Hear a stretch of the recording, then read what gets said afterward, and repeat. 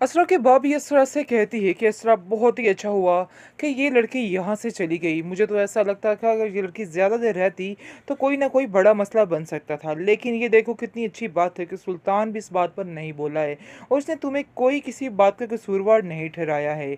वो देखो तुमसे कितना प्यार करता है, इस चीज़ को समझ जाओ। आगे से वो कहती है कि नहीं, आप नहीं जानती हैं कि किस कदर चालाकी के साथ इस इंसान ने सारे मसले को हैंडल किया है। बहुत ही बुरा किया है मेरे साथ, सारी गेम इसी की थी, मिसाल की कोई गलती नहीं थी।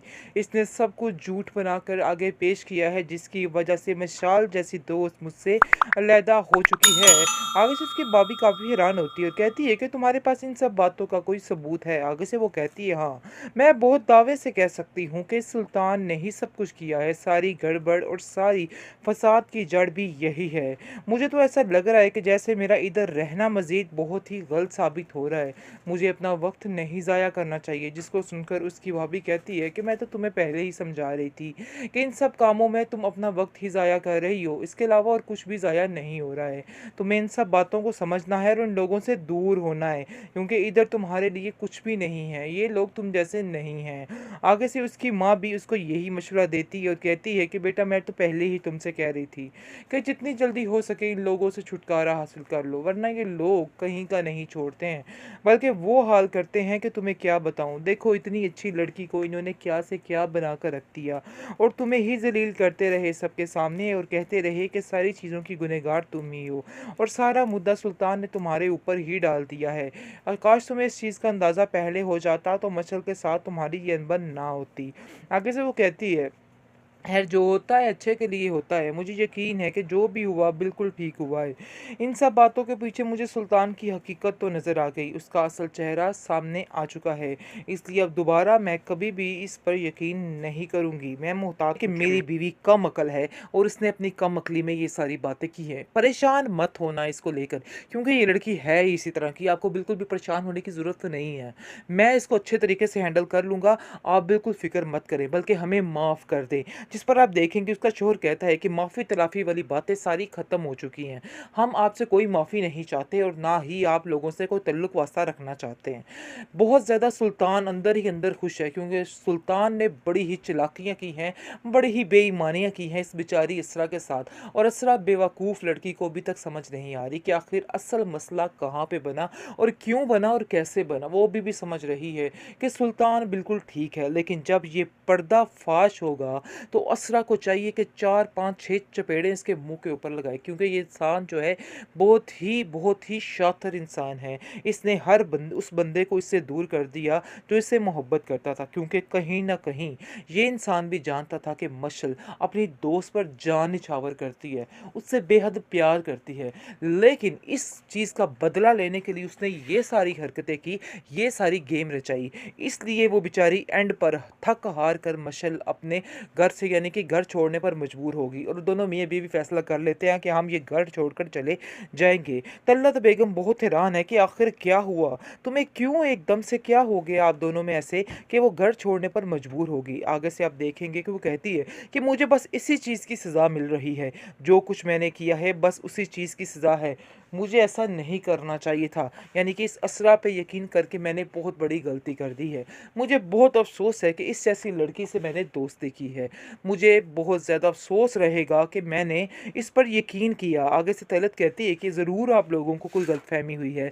आप लोग दोनों यानी कि बैठ के अपनी गलतफ़हमी को दूर कर सकते हैं। लेकिन असल जड़ सुल्तान ही था जिसने ये सब कुछ किया है। बेहतरीन ड्रामा सीरियल शिद्दत में आप देखे हैं जी क्या हो रहा है। आखिर ये क्या चक्कर बन गया? कैसे इन्होंने मशाल जैसी इतनी अच्छी लड़की को किस तरह से ज़लील करने का प्लान कर लिया है। यानी कि ये सब कुछ दिखाने की कोशिश की जा रही है कि आखिर मिसाल भी ठीक लड़की नहीं है, लेकिन ऐसा बिल्कुल भी नहीं है। वो सिर्फ़ और सिर्फ असरा की खातिर ये सारी बातों को कंट्रोल कर रही है, क्योंकि उसे हर बार गुस्सा आया है जब जब सुल्तान ने असरा को ज़लील किया है और सबके सामने उससे बदतमीज़ी करने की कोशिश की है और उसने इस बात का खरा जवाब दिया है। लेकिन अब जाकर असरा को इस चीज़ का अंदाज़ा भी हो रहा है है कि काफ़ी ज़्यादा चीज़ें ठीक हो रही थी, लेकिन इसकी वजह से काफ़ी ज़्यादा चीज़ें फिर से ख़राब हो रही हैं। क्योंकि उसको बिल्कुल ही वक़्त नहीं मिलता है और इतनी वो मसरूफ़ हो चुकी है मशल में, दिन-रात वो उसको इसके साथ ही रहती है, जिसकी वजह से वो काफ़ी परेशान हो चुकी है और ये चीज़ वो सोच रही है कि काफ़ी ज़्यादा दूर करेगी उसको सुल्तान से। इस बात की टेंशन ने भी इसको काफ़ी परेशान किया है। इसको और कुछ नहीं सूझता तो वो जाती है अपनी माँ के घर और वहाँ जाकर कहती है अपनी भाभी से कि भाभी मुझे ऐसा लग रहा है कि जैसे इसकी वजह से भी काफ़ी ज़्यादा मसले क्रिएट हो रहे हैं और काफ़ी ज़्यादा हमारे घर में यानी कि तंग हो रहे हैं। मुझे मेरी सास ने भी कहा है, क्योंकि तलत भी इसको समझाती है कि बेटा अपने घर को बचाने के लिए थोड़ा-सा सुल्तान पे ध्यान देना होगा, क्योंकि उसे अक्सर इस बात की शिकायत रहती है कि तुम उस पर ध्यान नहीं देती हो।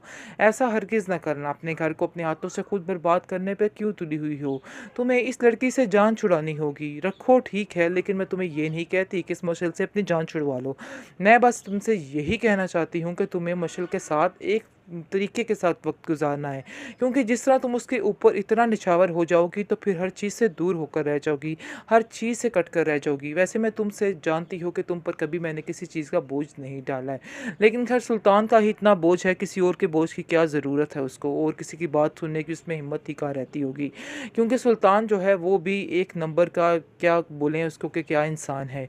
क्योंकि आप देखेंगे कि किस तरह से वो जानबूझकर मशल के नज़दीक जाने की कोशिश कर रहा है। ये चीज़ असरा को बिल्कुल नाकाबिले बर्दाश्त हो रही है, लेकिन अक्लमंदी वो इस तरह से करे कि वो उससे कता ताल्लुक़ कर दे। कता ताल्लुक़ ना करे, आहिस्ता-आहिस्ता लिमिट में रह के उससे थोड़ी बातचीत कम कर दे। क्योंकि इसके आने-जाने की वजह से, इसको ज़्यादा इंटरफेयर करने की वजह से भी ये सब कुछ हो रहा है। क्योंकि मशल को इस बात की समझ नहीं आ रही है कि उसके घर का क्या माहौल है, क्या होता जा रहा है उसके साथ। लेकिन असरा को इस तरह की बेवकूफ़ी नहीं करनी चाहिए थी कि हर वक़्त उसके पीछे ही मंडलाते नहीं रहना चाहिए था। दरअसल असरा को बहुत ज़्यादा सादी तबीयत वाली लड़की दिखाया गया है कि उस बेचारी को किसी बात का कोई पता नहीं चलता है, किसी बात से कोई फ़र्क नहीं पड़ता है। बहुत ही अच्छी संजीदा सी लड़की दिखाई गई है और बताया गया है कि इसलिए इतनी साफ़ नीयत वाली लड़की को बिल्कुल भी टेंशन नहीं होती और इस लड़की के ऊपर ही मुसीबतें आती हैं। कुछ हुआ इस तरह से ही है, क्योंकि इसरा और सुल्तान की जोड़ी बिल्कुल भी ठीक नहीं है। सुल्तान जो है जानबूझकर ये सब कुछ कर रहा है। असल में वो जब का उसने ये बातें सुनी हैं, मशल और इसके दरमियान जो गुफ्तगू हो रही थी, इस बात को उसने दिल पर ले लिया है और दिल पर लेने की वजह से ये सब कुछ कर रहा है और चाहता है कि बस अब ये काम जो है वो ख़त्म हो जाए। क्योंकि वो इस चीज़ से बेहद परेशान हो चुका है और सोच रहा है कि बस अब इस लड़की को भी इसकी ज़िंदगी से निकालना होगा। साफ-साफ तो वो कहने से रहा, लेकिन इसलिए इसके यानी कि इस तरह की चीज़ों के लिए इस तरह के हथकंडे जो है वो अपना रहा है। और आप देखेंगे किस तरह कहती है कि अगर आपको मसला है मशल से तो मैं उसको छोड़ देती हूँ, उससे बिल्कुल बातचीत नहीं करूँगी। लेकिन वो कहता है कि मैंने तुम्हें कब कहा, बल्कि मैं तो तुम्हें ये कहना चाहता था कि उसके साथ बातचीत ज़्यादा बढ़ाओ। क्योंकि अगर तुम मुझसे ऐसी हो जाओगी फिर हो सकता है तुम्हारे अंदर भी कोई खूबी, कोई तब्दीली आ जाए। लेकिन मुझे नहीं लगता कि तुम्हारे अंदर कोई भी खूबी, कोई तब्दीली आ सकती है। तुम जैसी हो वैसी ही रहने वाली हो। असरा इन सब चीज़ों को सुनकर और ज़्यादा बेचैन और ज़्यादा परेशान होने लग जाती है कि आखिर मैं जो मर्ज़ी कर लूँ, इधर कोई किसी की यानी कि कोई नेकी नहीं है मेरी। मुझे ऐसे ही ज़लील किया जा रहा है।